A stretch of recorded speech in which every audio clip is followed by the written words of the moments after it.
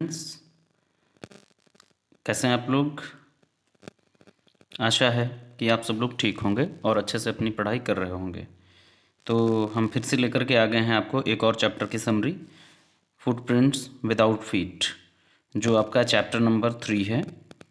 Okay, short stories में the chapter is written by mister H.G. Wells. H.G. Wells के द्वारा ये chapter लिखा गया है।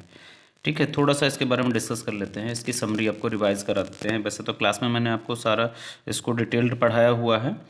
अब एग्ज़ाम टाइम है तो रिवीजन करना है, इसलिए आपको समरी इसकी हम फिर से बताने के लिए चल रहे हैं। ध्यान से सुनिएगा, इसको बार बार सुनिएगा स्टोरी को, ताकि आप लॉन्ग या शॉर्ट आंसर्स जो भी आएँ उनको अच्छे से आप लिख सकें। ओके, आगे बढ़ते हैं। चलो, ज़्यादा लंबा वीडियो ना करते हुए हम लोग आगे बढ़ते हैं और अपना समरी पढ़ते हैं। अच्छा, उससे पहले मुझे कुछ कहना है आप लोगों से कि हम लोगों का जो चैनल कंटिन्यूअस अपने सब्सक्राइबर्स को और लाइक एंड रिव्यू और शेयर इन सबको गेन करता हुआ आगे बढ़ रहा है। आप लोग इसको लाइक, सब्सक्राइब और शेयर ज़रूर कर दिया करें, ताकि हमको थोड़ा सा मोटिवेशन मिलता है इससे। ओके, और आप लोगों को कंटिन्यूअस वीडियो सारे प्रोवाइड कराते ही हैं और कराते भी रहेंगे। ठीक, चलो आगे चलते हैं, देखते हैं भाई चैप्टर के बारे में। थोड़ा सा पहले राइटर के बारे में जान लेते हैं, मिस्टर H.G. वेल्स के बारे में। हर्बर्ट जॉर्ज वेल्स, इनका कंप्लीट नेम है हर्बर्ट जॉर्ज वेल्स। जैसे हम लोग H.G. वेल्स बोलते हैं, H हर्बर्ट का और G जॉर्ज का और वेल्स तो लिखा ही है। ठीक, H.G. वेल्स इनका पूरा नेम हो गया। 21 सितंबर 1866। ओके, इनका जन्म के बारे में बताया जा रहा है कि ये इनका जन्म जो हुआ था बॉम्बे कैंट इंग्लैंड, एक जगह है इंग्लैंड में, वहाँ पर इनका जन्म होता है 1866 में।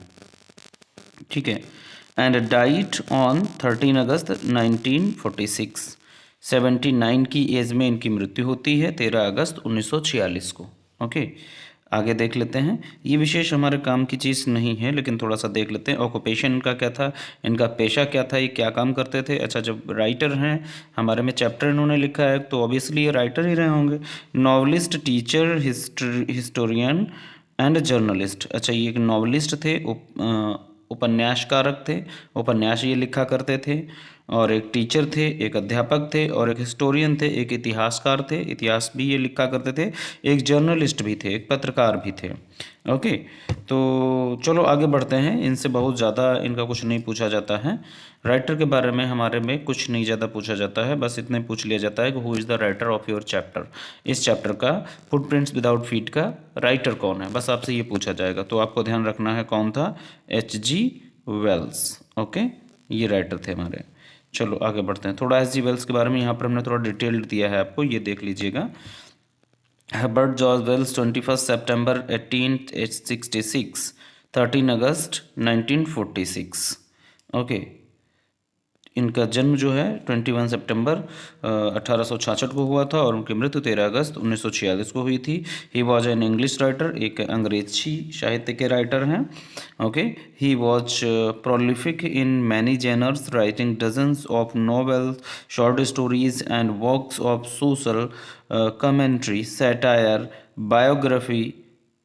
biography and autobiographies, and even 2 books on the recreational war games. अच्छा, इन्होंने कई जेनर का मतलब होता है कई तरीके की विधा, विधा का मतलब होता है कि कई तरीके के इन्होंने साहित्य लिखे हैं। जैसे कि उपन्यास इन्होंने लिखा, शॉर्ट स्टोरीज लिखी, ठीक, कमेंट्री लिखे, सैटायर, सैटायर का मतलब होता है व्यंग, समाज पर जो व्यंग कसे जाते हैं, ऐसे व्यंग इन्होंने बहुत सारे लिखे।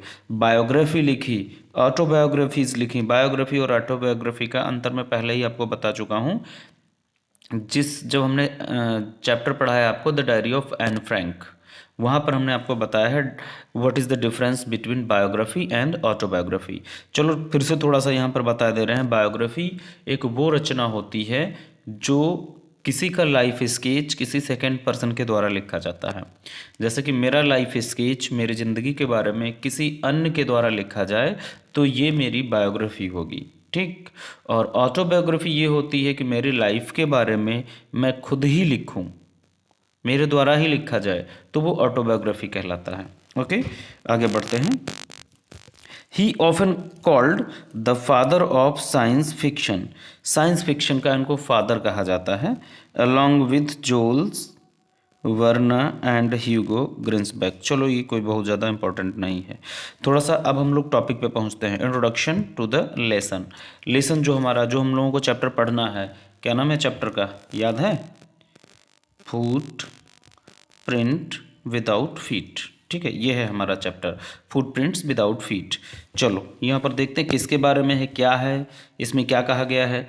Griffin was a scientist, Griffin एक साइंटिस्ट है, साइंटिस्ट था। Okay, he discovered certain rare drugs, उसने एक नई तरीके की दवाई खोज ली। ठीक, एक ड्रग उसने, मतलब मेडिसिन एक उसने खोजी, which could make a man invisible, वो उसको खाने के बाद में, वो दवाई खाने के बाद में एक व्यक्ति गायब या अदृश्य हो जाएगा, ऐसी दवाई ग्रिफिन ने खोज ली थी। Okay, but at the same time the body remained as solid as glass. अच्छा, बॉडी जो है वो ट्रांसपेरेंट हो जाएगी, कहने का तात्पर्य ये है पारदर्शी हो जाएगी। जैसे कि जिस, अगर वो टैबलेट किसी ने खा ली तो उसकी बॉडी से इधर का उधर का सब कुछ दिखेगा, बीच में ये पता नहीं चलेगा कि वो व्यक्ति खड़ा हुआ है। ठीक, अगर उसने कुछ कपड़े पहन रखे हैं तो वो कपड़े तो नहीं गायब होंगे, लेकिन बॉडी पूरा गायब जैसा दिखेगा। लेकिन अगर आप वहाँ पर हाथ ले जाएंगे, टच करेंगे, देखो यहाँ लिखा हुआ है the man could be touched and felt physically, व्यक्ति को टच किया जा सकता है, लेकिन फिजिकली आप उसे महसूस कर सकते हैं। जहाँ पर वो खड़ा था वहाँ पर आप टच करके अगर हाथ अपना ले जाएंगे, देखेंगे तो आपको कुछ ऐसा लगेगा कि यहाँ पर कुछ सॉलिड है, कुछ टच हो रहा है, लेकिन वो दिखाई नहीं देगा आपको। Okay, let's read the story and find where he uses and misuses the discovery. चलो भाई, अब हम लोग क्या करते हैं, इस चैप्टर को थोड़ा डिटेल्ड या समरी को डिटेल्ड पढ़ लेते हैं। ये दवाई तो उसने बना ली, जो कि बड़ी अच्छी दवाई थी, मेडिसिन तो बहुत अच्छी थी, खोज बहुत अच्छी थी, लेकिन चलो हम चैप्टर को पढ़ते हैं, देखते हैं कि उसने इसका यूज़ किया या मिसयूज किया, क्या किया, ये जानने के लिए हम लोग चलते हैं स्टोरी में। ये देखो फुटप्रिंट्स हैं, यहाँ पर ये पैरों के निशान बने हुए हैं, बट यहाँ पर कोई दिखाई नहीं दे रहा है। अगर वो दवाई खा लेगा, ग्रिफिन या कोई भी व्यक्ति उस मेडिसिन को यदि खा लेता है तो उसके पैर तो ऐसे बनते, और इस पर उसको चलने के लिए बोल दिया जाए तो वो चलेगा, तो पैर तो ऐसे बनेंगे, लेकिन वो व्यक्ति दिखाई नहीं देगा। ओके, चलो भाई आगे। ये वो इन है, सराय है, जहाँ जा कर के वो, जैसे ऐसे इसी टाइप से इन हुआ करती थी पहले। आपको एक इंग्लिश में नया वर्ड आ रहा है ना आपके लिए कि इन, इन क्या होता है? इन का मतलब सराय होता है, या मॉडर्न कहें तो होटल होता है, मॉडर्न टाइम में जो होटल चलते हैं, यहाँ पर लोग आकर के रहा करते थे रूम किराए पर लेकर के। ओके, पहले ये चलता था, ये इंग्लैंड में ऐसी ही चीज़ें चल रही थी उस समय। समरी ऑफ द चैप्टर, अब हम चैप्टर की समरी पढ़ लेते हैं कि ऐसा देखो यहाँ पर भागता हुआ दिख रहा है बिना सर का आदमी, मतलब उसका बॉडी गायब है। यहाँ पर देख लो, शूज़ दिख रहे हैं, पैंट दिख रहा है, शर्ट दिख रहा है, बेल्ट दिख रही है और कैप दिख रही है, सब कुछ दिख रहा है, लेकिन उसका बॉडी नहीं दिख रहा है। ओके, इट मीन्स उसने दवाई खा रखी है। चलो भाई, ग्रिफिन के बारे में थोड़ा सा पढ़ लेते हैं, उसकी समरी पढ़ लेते हैं। The story is about a scientist named Griffin, story एक वैज्ञानिक के बारे में है जिसका नाम ग्रिफिन है। ठीक, he had been discovering ways which could make a man invisible and finally swallowed certain rare drugs that made him invisible। उसने एक नई तरीके की ड्रग या मेडिसिन को खोज लिया है जिसको खाने के बाद में व्यक्ति अदृश्य हो जाता है। ओके, और उसने उस दवाई को खोज लिया है और उसको खा लिया, अब वो अदृश्य हो गया है। He was first noticed by 2 boys in the staircase of a house. सबसे पहले उसको 2 बच्चे नोटिस करते हैं, 2 बच्चे जो कि गली में ऐसे ही टहलते हुए जा रहे थे। तो अब ये किसी घर के जीने से उतर रहा है। ओके, तो वहाँ पर 2 बच्चों के द्वारा कुछ नोटिस किया जाता है। क्या नोटिस होता है? Where they could just see the footsteps and started following it. उनको केवल पैरों के निशान दिख रहे हैं, व्यक्ति नहीं दिख रहा है, लेकिन पैरों के निशान दिख रहे हैं। अच्छा, पैरों में कुछ कीचड़ वगैरह लगा होगा उसके पैरों में, जिससे कि पैरों के निशान बनते हुए चले जा रहे हैं। जैसे कि यहाँ पर मैंने आपको दिखाया था, ये देखो पैरों के निशान बने हुए हैं, यहाँ पर दिखाया था पैरों के निशान बने हुए हैं। तो वो पैरों के निशान दिख रहे हैं उन बच्चों को, लेकिन उनको कोई व्यक्ति नहीं दिख रहा है। तो बच्चों ने सोचा कि पैरों के निशान ताजे ताजे बनते जा रहे हैं, कोई दिख नहीं रहा, चलो उसको फॉलो करके देखते हैं क्या है ये। They follow it until the footsteps are fainter and cannot be seen। अच्छा, थोड़ी दूर तक उन्होंने फॉलो किया बच्चों ने, लेकिन थोड़ी देर बाद में वो फेंटर हो गए। फेंटर का मतलब और ज़्यादा भद्दे पड़ते चले गए निशान। फिर उसके बाद में उनको कुछ दिखाई नहीं दिए, फिर निशान दिखाई देना बंद हो गया बच्चों को। First as he is feeling cold he enters a mall for some warmth. पहले अभी सर्दी का मौसम है, बहुत ज़्यादा सर्दी हो रही है, तो इसको सर्दी फील हो रही है। क्योंकि अभी अगर बॉडी पर कपड़े होते तो दिखाई पड़ते बच्चों को, लेकिन बॉडी पर कपड़े नहीं है, फुल बॉडी नेक्ड है, पूरा बॉडी पर कपड़े नहीं है, तो अभी उसको सर्दी फील हो रही है। तो उसने पहले सोचा कि कुछ गर्म लेना चाहिए। ठीक, गर्मी के लिए वो क्या करता है, ही एंटर्स ए मॉल, एक मॉल में एंट्री लेता है। मॉल का मतलब वही जहाँ पर बहुत सारे कपड़े वगैरह बिकते हैं, कपड़े हैं, टॉयज़ हैं, सब कुछ वहाँ पर अवेलेबल रहता है। After the stores shut down, he decided to wear some warm clothes। अच्छा, जो वो मॉल था, रात हो गई है, बंद हो गया है। ठीक, उसने सबसे पहले डिसाइड किया कि हम पहले कुछ गर्म कपड़े पहनते हैं। Okay, and eat something. उसने सोचा कि अब गर्म कपड़े पहनते हैं और कुछ खाने के लिए देखते हैं क्या कुछ रखा है खाने के लिए कि नहीं रखा है।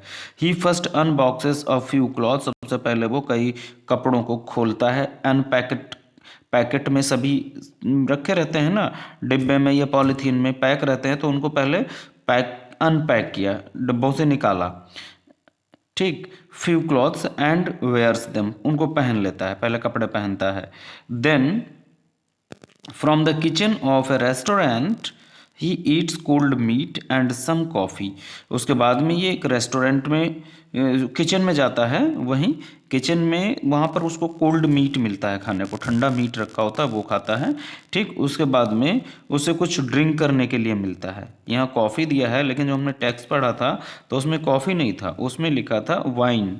ओके, तो यहाँ पर उसको फिर वाइन मिलता है पीने को, मीट खाता है और वाइन पीता है। Later he goes to a grocery store and eat sweets and drinks wine. अच्छा, ठीक है, उसके बाद में ग्रॉसरी शॉप में जाता है, वहाँ पर वो मिठाइयाँ खाता है और कुछ दारू पीता है। Then he falls asleep on a pile of quilts. Quilt का मतलब होता है रुई। ठीक है, तो रुई या फिर मखमल कह सकते हैं आप। लेकिन अभी उसने क्या किया, उसने दारू पी, खाना खाया, देन ही फॉल्स asleep, उसके बाद वो सो जाता है। अ पाइल ऑफ क्विल्ट, एक गट्ठर जैसा डाल लेता है रुई का, या यूँ कहें मखमल वाले गद्दे, सॉफ्ट सॉफ्ट से गद्दे, उनको कई कोट ऐसे डाल लेता है ज़मीन पर, फिर उन्हीं पर वो लेट जाता है और सो जाता है। He then wake up in the morning when some of the store assistant had seen him and started chasing him। अच्छा, लेकिन वो सुबह जल्दी नहीं उठ पाता है।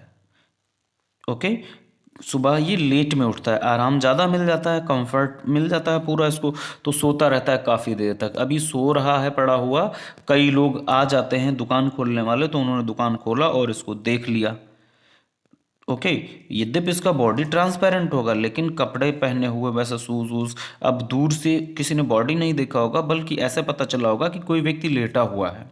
ओके, तो उन लोगों ने क्या किया, पीछे से ही भगा लिया इसको, ये भागा। He quickly threw away all the clothes he was wearing and became invisible again.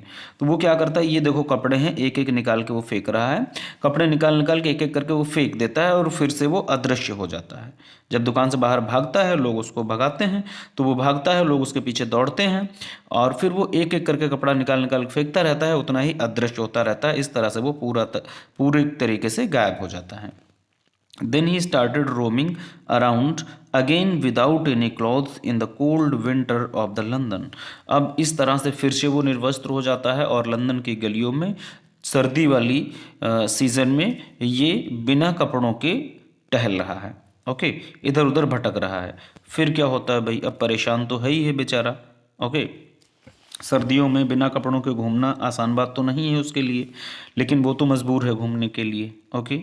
He then decided to steal clothes from a theatre company. उसके बाद में वो सोचता है चलो एक थिएटर कंपनी से कपड़े चुराएंगे, वहाँ से कुछ इस टाइप के कपड़े लेंगे जो कि हमारे काम में आएंगे। As he knew he would get something there to cover his face as well. और जैसा कि उसने सोचा था कि थिएटर कंपनी में जाएंगे तो वहाँ उसके चेहरे को ढकने के लिए भी कुछ न कुछ नई चीज़ें मिल जाएंगी, जैसे कि मुंह पर लगाने वाला, जैसे मूछें बड़ी बड़ी मिल जाएंगी, नोज़ बड़ी सी मिल जाएगी, क्योंकि थिएटर कंपनी में थिएटर कंपनी का मतलब होता है नाटक कंपनी। ठीक, नाटक कंपनी में लोगों को विभिन्न रोल अदा करने रहते हैं। कोई राजा बनता है, कोई प्रजा बनता है, कोई नौकरानी बनती है, कोई दासी बनता है, कोई दास बनता है, तो वहाँ सारे कपड़े लगभग मौजूद रहते हैं। ओके। इसीलिए वो ये सोच करके उधर जाता है कि हमको यहाँ पर सभी प्रकार के कपड़े मिल जाएंगे और मन चाहा वेश हम धारण कर पाएंगे। ओके। अब क्या ये करता है, he then steals bandages for his face. अपने मुंह के लिए, देखो यहाँ पर ये पट्टी लपेट रहा है, अपने फेस पर लपेटने के लिए वो पट्टी वहाँ से चुराता है। Dark glasses, false nose and a hat.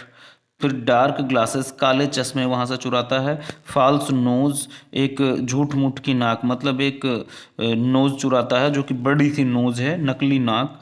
And head for covering himself, और एक टोप, कैप, बड़ा सा सर्किल वाला टोपी जो है या कैप, वो वहाँ से चुराता है।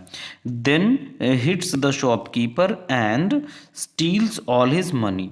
फिर उसके बाद में क्या करता है, वहाँ से शॉपकीपर के यहाँ से फिर निकलता है, और शॉपकीपर जो होता है, जो काउंटर पर बैठता है, उसको धक्का देता है, उसको थोड़ा सा मारता पीटता है, और वहाँ जो काउंटर में पैसा होता है वो पैसा निकाल के भाग लेता है। अब दिखाई तो देगा नहीं है किसी को।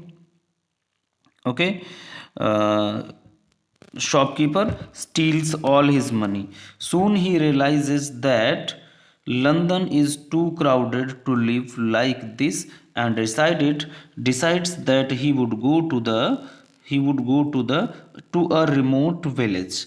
अच्छा, उसने सोचा कि लंदन तो बड़ा ही क्राउडेड जगह है, बहुत भीड़ भाड़ वाला जगह है, जहाँ पर ये सुकून से इस टाइप से नहीं रह सकता। तो वो सोचता है कि रिमोट एरिया में चले जाएंगे, ऐसी जगह पर जहाँ पर बहुत कम लोगों का आना जाना होगा, बहुत कम लोगों से संपर्क होगा, ऐसी जगह पर हम एक गांव में कुल मिला के रहेंगे जा करके। He books 2 rooms at an inn at the Iping village. तो वो आइपिंग गांव में पहुंचता है इस तरह से, और वहाँ पर वो 2 रूम बुक करता है अपने लिए रहने के लिए। ओके, आगे देखते हैं। He reaches there and it is strange for the people of Iping that a stranger with such a weird appearance has come to stay at an inn during the winter season। अच्छा, जब ये आइपिंग village में पहुंचता है तो ये लोगों के बीच में, जो आइपिंग गांव के लोग हैं, उनके बीच में ये कौतूहल का विषय बन जाता है कि ऐसे मौसम में, सर्दियों के मौसम में जनरली कोई ज़्यादा बाहर नहीं जाता, और ये बाहर आया है, मतलब गांव में आकर के 2 रूम लेकर के किराएदार आकर के रह रहा है, वो भी सर्दियों में, और उसका चेहरा जो है बड़ा अजीब लग रहा है देखने में, इस टाइप का व्यक्ति। तो लोगों में बातचीत बराबर चल रही है, हलचल है कि इस टाइप का व्यक्ति कौन है, देखने में बड़ा बेकार लग रहा है, कैसा है ये व्यक्ति, कौन है, कहाँ से आया, लोगों के मन में कौतूहल बना हुआ है इसके बारे में चीज़ें जानने को लेकर के। ओके, फिर क्या होता है आगे। Once his money is over he steals from people and also hits the landlord and his wife when they try to check his room। अच्छा, फिर क्या होता है भाई, समरी पढ़ रहे हैं, समरी में तो थोड़ा डिटेल्ड नहीं होगा। ये फिर क्या होता है कि भी यहाँ पर आया है गांव में रहने के लिए, जब उसका पैसा ख़त्म होता है तब वो पैसा जो है एक पादरी के घर से चुरा लेता है। ठीक, और अपने घर में चुपचाप जाता है, और लैंडलॉर्ड लैंडलेडी जो हैं उनको उनका किराए का पैसा दूसरे दिन दे देता है, और शक, मोहल्ले वालों को पूरा शक जाता है कि ये पैसा, ये जो जो घटनाएं घट रही हैं इस गांव में, ये सब इसी की वजह से घट रही हैं, जो कि नया मेहमान आया हुआ है इसकी वजह से घट रही हैं। अच्छा, पादरी को भी शक हो जाता है कि हमारे यहाँ कल ही पैसा गायब हुआ है, और जो लैंडलॉर्ड होता है, इनके जो मकान मालिक होते हैं, उनको भी शक हो जाता है कि यही व्यक्ति है वो जिसने चोरी की है, क्योंकि एक दिन पहले जो मकान मालिक हैं उनसे इसने कहा था कि हमारे पास पैसा नहीं है, अभी कुछ दिनों के बाद में आएंगे तो हम आपको शेष पैसा पे करेंगे, लेकिन दूसरे ही दिन ये सारा पैसा पे कर देता है। ओके, तो उन्हें शक होता है कि इसका कोई पैसा बाहर से नहीं है, फिर इसके पास अचानक पैसा कहाँ से आ गया। ओके, तो उसके घर में ये लोग चेक करने के लिए जाते हैं कि आखिर ये करता क्या है। ठीक, तो ये उनको धक्का देता है एकदम अचानक, ये तो गायब ही है। Okay, once his money is over, आगे देख लेते हैं ऑप्शंस। वंस, अच्छा यहाँ से देखो, हिट्स द, यहाँ से over, he steals from people and also hits the landlord and his wife when they try to check his room in his absence। जब लैंडलॉर्ड और लैंड लेडी मतलब मकान मालिक और उसकी वाइफ, इनको लगता है कि ग्रिफिन अपने कमरे में नहीं है, तो वो लोग सोचते हैं चलो इसका कमरा चेक कर लिया जाए कि ये कैसे रहता है। अच्छा, ग्रिफिन तो अपने कमरे में ही है लेकिन वो अदृश्य है, तो ये लोग जाते हैं, इनको दिखाई कुछ नहीं देता, लेकिन ग्रिफिन अंदर से ही इनको धक्का दे करके बाहर कर देता है, अदृश्य रूप में ही उनको धक्का देता है, इन दोनों को अपने रूम से बाहर कर देता है। फिर क्या होता है, options, then the village constable is ask for help. उसके बाद में लोगों को पता चल जाता है कि कोई भूत आत्मा है या प्रेत आत्मा है जो कि इस कमरे में है। लोग पुलिस कांस्टेबल को फ़ोन कर देते हैं, कहते हैं कि आ जाओ भाई, मुझे मदद करो आकर के यहाँ पर। Okay, help, ask him, okay, ask for help, but before that Mrs. Hall, the wife of landlord, asks him questions regarding who he is and what he did to her furniture। okay, अच्छा, वो police वाला बेचारा पहुंचता उससे पहले ही जो landlord हैं, मकान मालिक हैं, उनकी पत्नी का नाम है मिसेस हॉल, ये पहुंचती हैं ग्रिफिन के पास और उससे पूछती हैं कि तुम कौन हो, यहाँ कैसे रहते हो, क्या है भाई इसमें, तुम्हारे रूम में क्या है, और मेरी कुर्सी को तुमने क्या कर दिया, उनका जो फर्नीचर है कि मेरे फर्नीचर में तुमने कौन सी आत्मा प्रवेश करा दी है, तुम हो कौन, इस टाइप से उससे क्वेश्चंस करती हैं, जिससे कि वो बड़ा ही इरिटेट हो जाता है।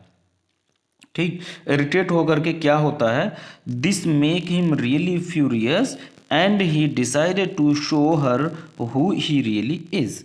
इससे वो बड़ा ही इरिटेट हो जाता है और बड़ा ही क्रोधित हो जाता है, और फिर लैंडलेडी से कहता है, मकान मालकिन से कहता है कि ठीक है, मैं तुम्हें बताता हूँ कि मैं कौन हूँ, मैं वास्तविक में कौन हूँ ये तुम्हें बताता हूँ अभी। गुस्से में आकर के ये वो बोलता है। The people then see a headless man and mister Jeffers the constable also finds out that he would have to arrest a man without, अच्छा, a man who does not have a head। उसके बाद में क्या होता है, फिर वो अपना हैट उतार के फेंक देता है और अदृश्य हो जाता है उसका सर, और फिर वो भागने लगता है। अब लैंडलेडी और अन्य लोगों को एक बिना सर वाला व्यक्ति वहां पर दिखाई देता है जो कि दौड़ रहा है।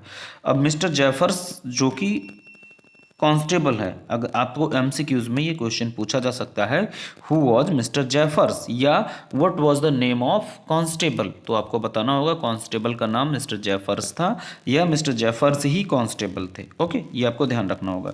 तो मिस्टर जेफर्स जो आते हैं, इनको भी दिखाई देता है कि बिना सर का व्यक्ति है और मुझे एक ऐसे व्यक्ति को अरेस्ट करना है जिसका सर नहीं है। ओके, बड़ा फनी हो जाता है उस समय मोमेंट, बड़ा ही मजाकिया माहौल हो जाता है कि बिना सर के आदमी को कैसे अरेस्ट किया जाए। लोग बड़े ही आश्चर्य में, अरे भाई बिना सर का आदमी कैसे, लोग बड़े घबरा जाते हैं। फिर क्या होता है, they are unable to catch Griffin. Okay, लोग ग्रिफिन को पकड़ नहीं पा रहे थे क्योंकि जैसे जैसे वो कपड़े उतारता जा रहा था वैसे वैसे ही वो गायब होता जा रहा था। As he removed all his clothes and becomes invisible, he even knocks. अच्छा, जैसे क्योंकि अब लोग उसको पकड़ नहीं पा रहे हैं, क्यों नहीं पकड़ पा रहे हैं, क्योंकि उसने अपने सारे कपड़े उतार के फेंक दिए थे, अब अदृश्य हो गया था, गायब हो गया था, अब उसको कोई दिख ही नहीं रहा है। कांस्टेबल को या किसी अन्य व्यक्ति को ये ग्रिफिन दिखाई ही नहीं पड़ रहा है, तो लोग पकड़े किसको। ओके, और कांस्टेबल भी बेचारा अब उसको अरेस्ट नहीं कर पा रहा है, कोशिश कर रहा है पकड़ने की, लोग हाथ पैर अपने चला रहे हैं हवा में, लग रहा है कि हाँ कहीं हमारा हाथ टच हुआ, लेकिन वो दिखाई दे ही नहीं रहा। ठीक, he even knocks out Jaffers as he tries to catch him, और फिर वो क्या करता है, ब्लॉक चला रहा है, घूसे मार रहा है लोगों को ये नहीं पता चल रहा है कि घूसे आ किधर से रहे हैं, बस उनको धड़ाम से एक पड़ता है। फिर बेचारे डर जाते हैं।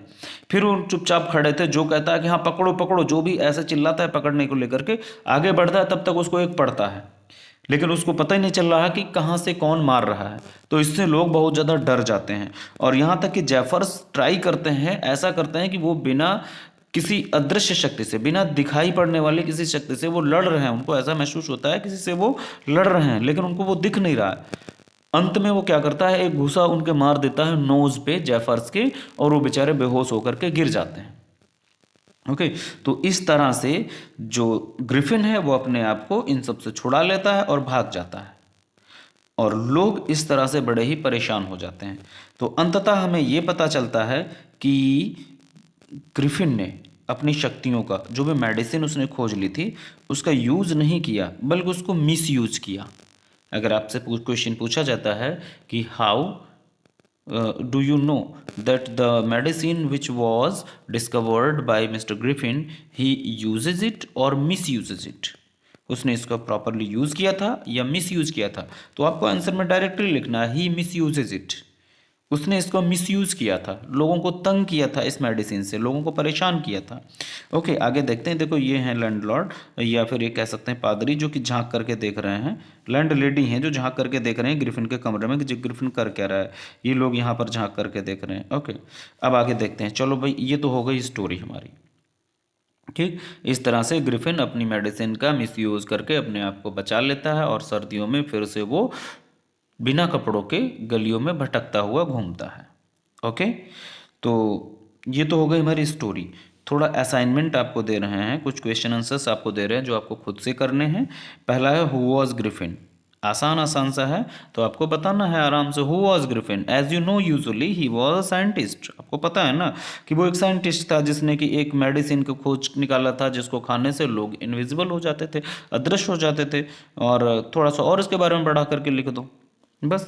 How did he become invisible? वो अदृश्य कैसे हो जाता था, बता दो कि the medicine find out by him, या the medicine search out by him by swallowing, okay, by swallowing that medicine he become invisible. उस मेडिसिन को खाने के बाद में वो अदृश्य हो जाया करता था। How did he become visible? वो विजिबल कैसे होता था? जब वो सारे कपड़े पहन लेता था तब वो विजिबल हो जाता था। Okay, why was everybody in the Iping find strange to see Griffin in their village? लोगों को अजीब क्यों, जो आईपिंग गांव के लोग थे उनको अजीब क्यों लगा था ग्रिफिन को अपने गांव में पा करके? अजीब लगने के कई कारण थे। पहला कारण था कि एक मौसम, जो सर्दियों का मौसम चल रहा है, उस मौसम में जनरली लोग बाहर नहीं जाते। ओके, दूसरी चीज कि वो उसका जो चेहरा था थोड़ा अजीब था, बड़ी बड़ी सी मूछें, बड़ी सी नाक।